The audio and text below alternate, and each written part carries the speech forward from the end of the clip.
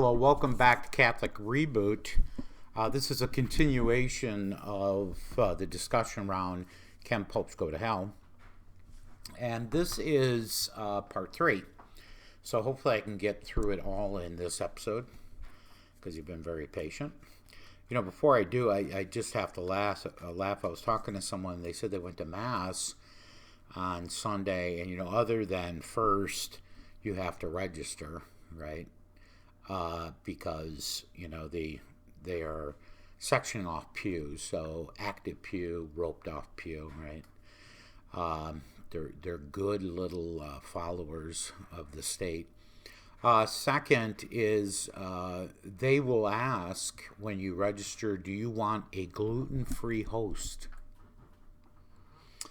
Then as you walk up for communion, not only are the priests in masks and shields, but they have ushers spraying your hands with this antibacterial.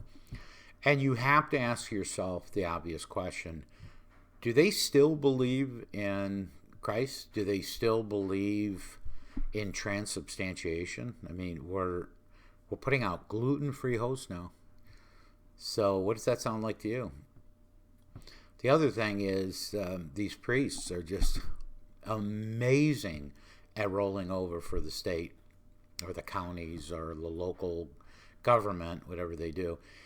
And I may get a comment once in a while like, who do you think you are to be able to put on a podcast? I mean, you're not a priest. I mean, where do you come off trying to talk about these things? Well, I got a simple answer for that. If other than these cardinals were talking about issuing a dubia, but even them, because that's been, 5 years, and Pope doesn't answer, and they just kind of walk away, right? A lot of the cardinals, bishops, parish priests, they're cowards, okay? So who am I to be the one to put on something like this? I'm someone that's trying to save my the future for my kids and my grandkids in the church. That's who I am, okay? I'm not going to sit on the sideline and just have this typical indifferent Catholic position of, oh well, they must know what they're doing. Let me tell you, they don't. Okay, any more than our current administration running this country don't. So that's who I am. And I know it sounds like I'm ticked off, but my gosh, if we don't see what's going on in our church and we don't see how hypocritical not only the positions that the Holy See is taking in Rome, but our own parishes, these cowards, they're cowards. Registering for church?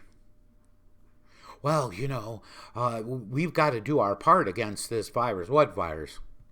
The lies? And again, this is not a slam on the women. Women have got to stop caving in and forcing the churches to do this nonsense, okay? You want to go get vaccinated? Go get vaccinated. You want to wear a mask? Wear a mask. But stop being a little Nazi patrol against the Catholic Church. We need our sacraments. We need our churches open. We need to assemble. I'm not signing up. I never sign up. I went to one traditional Catholic Mass weeks ago, and I got to the door, oh, you're not on the list. I walked away. I'd never go back to that church. So I went back to St. John Cantius, walk in the door just like I normally do, right? But even there, I have to be honest with you, these effeminate priests get up in the pulpit and, you must respect the laws of the state of Illinois because we don't want to say that we're not in compliance. You do not have to explain yourself to the state of Illinois. Stop caving. All right, I'm done ranting, but I'm going to go through the rest of the dubia, and these cardinals and archbishops did a great job. My big question is, when I'm all done, the obvious question is, all right, so what are you doing about this? All right, so let's talk about the second dubium. It asks if one still needs to regard as valid the teachings of St. John Paul II, ooh, that kills me to use that title, His encyclical on Veritatis Splendor, which means the splendor of the truth, number 79, on the existence of absolute moral norms that prohibit intrinsically evil acts and that are binding without exceptions. Great question. Now, this raises the question of intrinsically evil acts specifically. In other words, no discernment of the circumstances or the intentions is necessary. To know that one must not do it, which was reaffirmed by John Paul II in his 1993 encyclical on fundamental questions of the Church's moral teachings, the Veritatis Splendor document. Okay. Now we'll go into the third. I'm going to kind of fast play this a little bit because the intention of this episode is to let you know what questions were asked.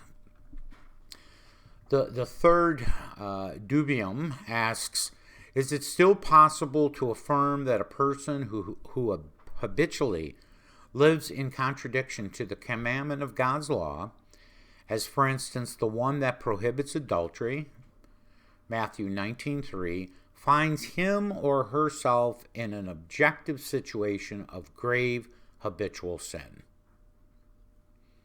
Now, what they were noting here is that Al could appear to contradict a 2,000-year-old declaration of the Pontifical Council of Legislative Texts, and also acknowledge the distinction made in Al between a subjective situation of mortal sin and the objective situation of grave sin, is indeed well established as part of the church teachings. Now, Pope Francis decides we had enough of that nonsense. Okay, so nevertheless, and again, I do not want to sound like I'm an anti-Pope Francis. I'm getting sick and tired of his avant-garde way of diluting the faith, but nevertheless, what the cardinals and archbishops want to do is clarify if it is still possible to say that persons who habitually live in a contradiction to a commandment of God's law, such as the commandment against adultery, theft, murder, or perjury, live in objective situations of grave habitual sin, even if for whatever reason it is not certain that they are subjectively imputable for their habitual transgressions. Now, you may remember in the 70s, it started to become commonplace for couples to live together, right? And a lot of their parents would say to them, you do know that you're in habitual sin. You're living in the state of sin. Why? Because parents knew well enough anybody cohabitating surely isn't sleeping in separate bedrooms, right? So there is the sin, right? Same thing that these cardinals and archbishops are bringing up. So if someone is breaking the sacrament of marriage, committing adultery, and remarried, they are in a habitual case of mortal sin. Pope Francis's comment as to what is required for someone to remove themselves from a marriage, get remarried, and seek communion is really coming down to them and a priest and not even a bishop's involvement, right? So he makes it real relaxed, right? All right. The fourth dubium asks if one still needs to regard as valid the teaching of St. John Paul II's encyclical Veritatis Splendor, number 81, according to which circumstances or intentions can never transform an act intrinsically evil by virtue of its object into an act subjectively good or defensibly as choice. Well, that's exactly what Pope Francis was saying. Now, this question was raised to just kind of discover whether Al agrees that an intrinsically evil act can never become excusable or even good on account of circumstances that mitigate personal responsibility, given its stress on such mitigating circumstances, right? All right, the fifth dubium asks if the teachings of the Veritas Splendor, sorry, I keep mispronouncing that, Veritatis Splendor, which excludes a creative interpretation of the role of conscience and that emphasizes that conscience can never be authorized to legitimate exceptions to absolute moral norms that prohibit intrinsically evil acts by virtue of their object, still needs to be regarded as valid. In other words, they're asking, is your predecessor, Pope John Paul II's encyclicals binding anymore? Have you just now wiped clean another previous pope's declaration? Now, with this, the cardinals want to determine if Al holds that conscience can be in tension or even in opposition with the precepts of God's law, autonomously deciding about good and evil. In other words, Pope Francis is so loose in his writings that the faithful are walking away with what is good and what is evil anymore, right? Now, the letter of the cardinals follows, and archbishops follows a varied reception and interpretation within the church. Some have maintained it is incompatible with the church teachings, and others that it has not changed the church's discipline. And still others read Al as opening the way to a new pastoral practice, or even as a progression in continuity with John Paul II, right? So the cardinal's letter also comes in the wake of a letter sent to all the churches, cardinals, and patriarchs asking that they take collective action to respond to the dangers of the Catholic faith and morals posed by Al. I'm sorry for keep saying Al. It sounds disrespectful, but Amoris Laetati is a joke. Okay, so therefore I call it Al. All right, so they're requesting take collective action to respond to the dangers of Catholic faith and morals posed by Al, noting that the exhortation contains a number of statements that can be understood in a sense that is contrary to the Catholic faith and morals, right? Now, what I think they were doing when they were labeling it faith and morals is they're giving Pope Francis a way out of what? Heresy, which is a way out of what? Breaking the doctrine of papal infallibility, right? Excuse me. That letter was signed by 45 theologians, had identified 19 propositions in Al whose vagueness or ambiguity permit interpretations that are contrary to faith and morals, or that suggest a claim that is contrary to the faith and morals without actually stating it. Okay, so now that's what I wanted to show you. I wanted to show you this dubia because it fits so well into the discussion of papal fallibility and can a pope sin and can a pope go to hell, right? Because the questions it draws are, what are you doing, Holy Father? His non-response is demonstrating he doesn't care what he's doing. He's doing what he wants to do, right? If this leads further faithful away from the church, I mean, he couldn't pick a worse time to do any of this. When the world is in great flux, what does he do? He doubled down with the liberation theology and the liberalism. It's the last thing we as Catholics need, okay? So I'm not judging the soul of the Pope, but I'll tell you, the faithful are wandering in the desert alone right now. And I dare say I don't think Christ is gonna favor that in the end, right? All right, so after this, what I want to do is I want to show you some video clips of Pope Francis actually making these comments. And you'll notice most of them. Now, Al was actually written. He actually wrote this encyclical, okay? But he also is great at having these one-off interviews, almost like, a rock star, okay?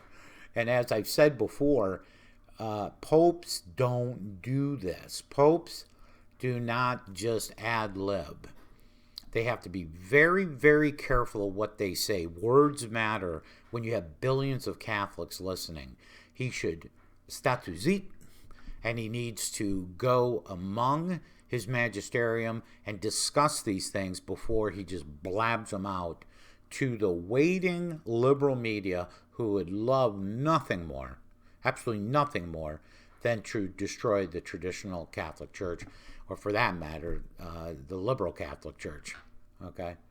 So, thank you very much. Well, there's been a lot of controversy about some comments Pope Francis made in response to a question from Wall Street Journal's Francis Roca pertaining to the apostolic exhortation and any potential changes to the practice of administering the sacraments to the divorced and remarried. A number of the discrepancies revolve around faulty transcriptions or translations. So we wanted to present to you the actual video with English subtitles so that you can see for yourself what is being said. Take a look. Grazie Santo Padre. Vedo che le domande di immigrazione di cui avevo pensato sono state chieste e risposte da lei molto bene. Quindi se mi permette vorrei fare una domanda su un altro evento degli ultimi giorni, che è stato la sua esortazione apostolica. Come lei ben sa, c'è stata molta discussione su uno dei molti punti, lo so che ci siamo concentrati molto, però c'è stata molta discussione dopo la pubblicazione. Alcuni sostengono che niente è cambiato rispetto alla disciplina che governa l'accesso ai sacramenti per i divorziati e gli sposati, che la legge, la prassi pastorale e ovviamente la dottrina rimangono così. Altri sostengono che molto è cambiato e ci sono tante nuove aperture e possibilità. E la domanda è per una persona, un cattolico che vuole sapere, ci sono nuove possibilità concrete che non esistevano prima della pubblicazione dell'esortazione o no? Io posso dire sì, punto, ma sarebbe una risposta troppo piccola. Io vi raccomando a tutti voi di leggere la presentazione che ha fatto il cardinale Schönborn, che è un grande teologo, e è stato lui segretario della Congregazione per la Dottrina della Fede e conosce bene la dottrina della Chiesa. In quella presentazione la sua domanda avrà la risposta. Then he addressed the problem of not being able to see a priest for confession, which many Catholics do during Lent in preparation for Easter. Se tu non trovi un sacerdote per confessarti, parla con Dio, è tuo padre, e dire la verità: Signore, ho combinato questo, scusami, e chiedeli perdono con tutto il cuore, con l'atto di dolore, e promettili: dopo mi confesserò, ma perdonami adesso, e subito tornerai alla grazia di Dio. In this time of crisis, the Pope said the Catechism clearly teaches that one can draw near to God's forgiveness even without a priest at hand. Pope Francis had a meeting with Reverend Derek Browning, moderator of the Church of Scotland, who greeted the Pope with these words. Wise people tell us that we must speak the truth in love, but in the first place, we must speak together. The Pope thanked the highest representative of the Scottish Church for the visit, which took place a few months after the celebration of the 5th centenary of the Reformation. Pope Francis emphasized overcoming misgivings between Catholics and Protestants. Ringraziamo il Signore per il grande dono di essere giunti a vivere quest'anno da veri fratelli, non più da rivali, dopo troppi secoli di estraneità e conflitto. The Pope recalled that mutual suspicion belongs to the past, thanks to the path of communion that is increasingly bearing fruit. La reciproca purificazione della memoria è uno dei frutti più significativi di questo cammino che ci accomuna. In the exchange of the gifts, the moderator gave the Pope a book on one of the most popular saints in the country and another original gift. Food things and drink things from Scotland, which we hope will keep you in good and strong health. The Pope responded with the three fundamental writings of his pontificate.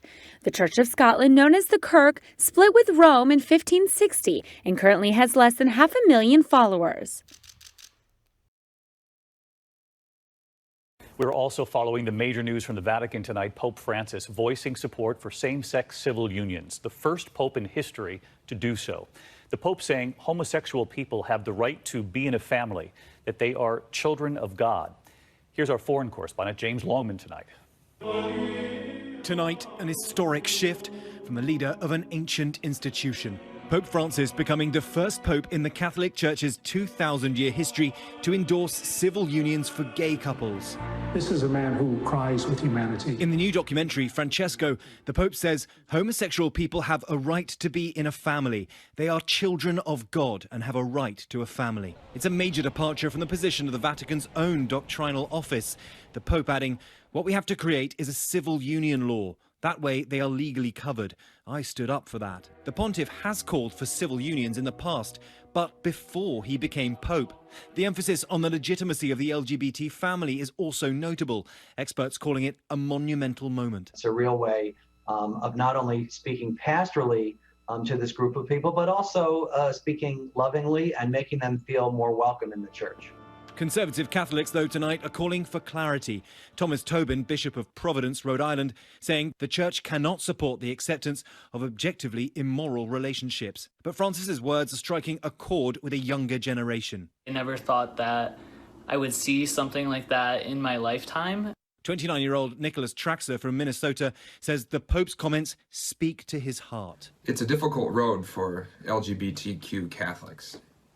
I value my faith and my sexuality as equal parts of my identity. But it hasn't always been that way.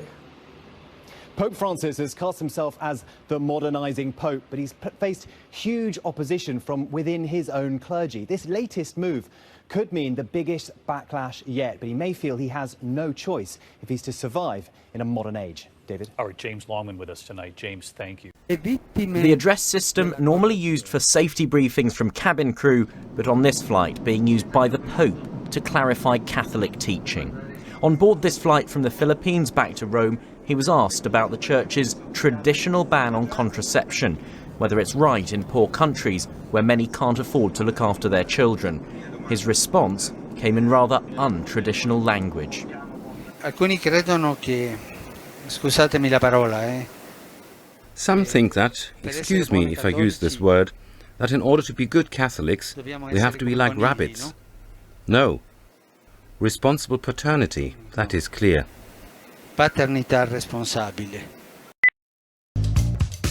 A number of people contacted me today and told me that Pope Francis is telling Christians not to try and convert unbelievers.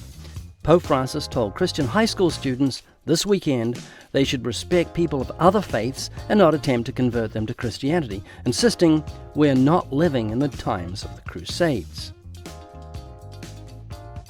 He said, the last thing I should do is try to convince an unbeliever. Never, he said. The last thing I should do is speak. This is understandable for the Pope because he believes that we're all children of God.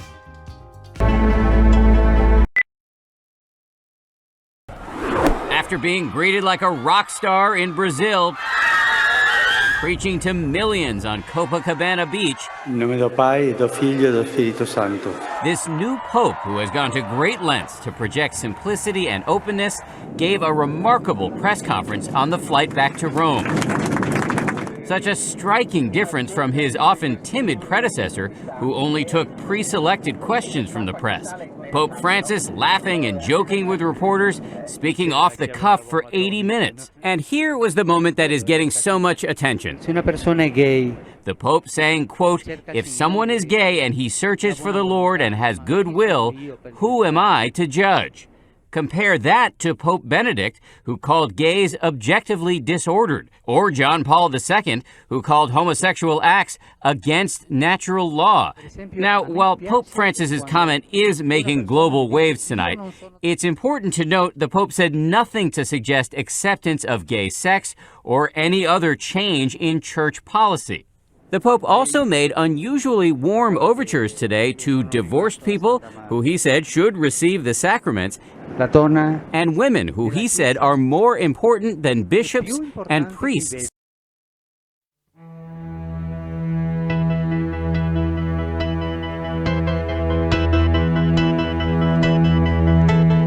Our ancient enemy sets up every possible obstacle to turn us aside from what we have begun. The enemy sorely afflicts us in ways completely contrary to the choices we have made.